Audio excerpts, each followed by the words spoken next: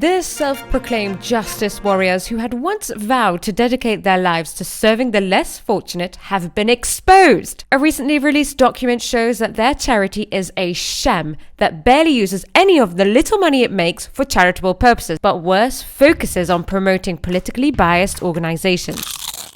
Hello, Crown Crunchers! After the tax returns of Meghan and Harry's charity, the Archwell Foundation, were released to the public this year, a number of points have got people questioning the legitimacy of the charity. The first big red flag is that Harry and Meghan have only managed to squeeze in 1 hour of work per week for the cause. It's true that making treasonous documentaries and writing invasive books can take time, but honestly, who can do anything in 1 hour? Anybody who has ever attempted to run a charitable organization would vouch for the fact that it takes excessive amounts of time and energy. So one would think that they have a dynamic team. No, they have all of one employee at the charity named James Holt, who earns an honest but relatively low income per year. Hopefully he's at least putting in more than 1 hour of work per week. The charity collected £13 million this year, but when we look at the donation, it's revealed that an overwhelming majority of that money came from just 2 very large donations. Although the biggest donor remains anonymous, speculation suggests that it is tycoon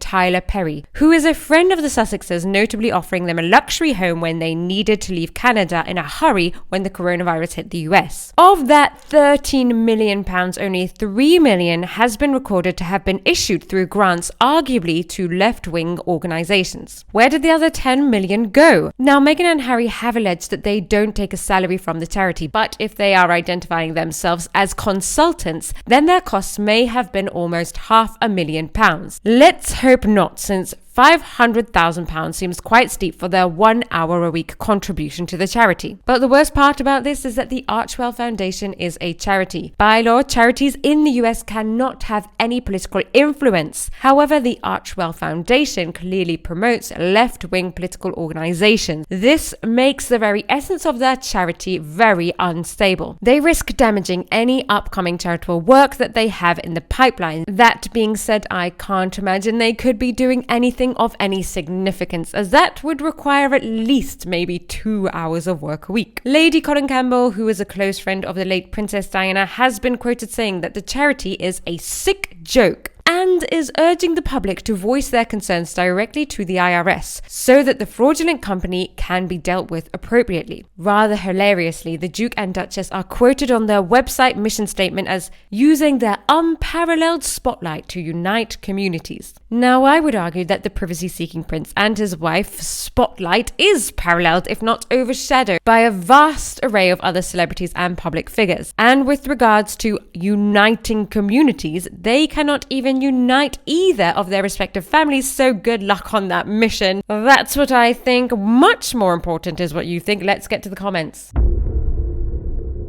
Jackie says, "Dear IRS, Archwell seems to me like charity fraud." I think this is the message that Lady Colin Campbell wants the IRS to hear, because the more people that voice their concerns like this, it doesn't need to be a big letter, the more likely it is to be investigated. Starwatch Byline says the IRS should absolutely investigate Archwell. Basically, it appears they are running a fraudulent charity. A lot of big companies do this, don't they, to skim off a little bit of money and to try and avoid paying taxes. I don't know if that is what they are doing, if that's what they've tried to achieve here, but when you do look at their charity online, it does seem more like a self-promotional page rather than a charity. It's unclear what the mission is of the charity other than to promote Harry and Meghan, and that is not a charity. They are not a charity. When you look at their website, it directs you to Harry's book and shows you all of the awards that they have won, or the 2 awards that they have won, and that seems to be the focus rather than what they are actually doing with their charitable money. Betty says, "We are so sick of them. May the tax person find their tax return interesting." American flag. Yes, I hope they do find it interesting. I certainly did when I had to look through it. The rather interesting information I found was at the very bottom of the tax return, where they wrote about the consultant fees, outside consultant fees. And, it's unclear who those outside consultants are. Let's hope it is somebody genuinely consulting for them and not just Meghan or Harry. James Bond says, "For every £100 raised, Harry and Meghan believe they should keep £99 and give £1 away, otherwise they might come across as too greedy. It is a struggle to really see what Harry and Meghan's charity has done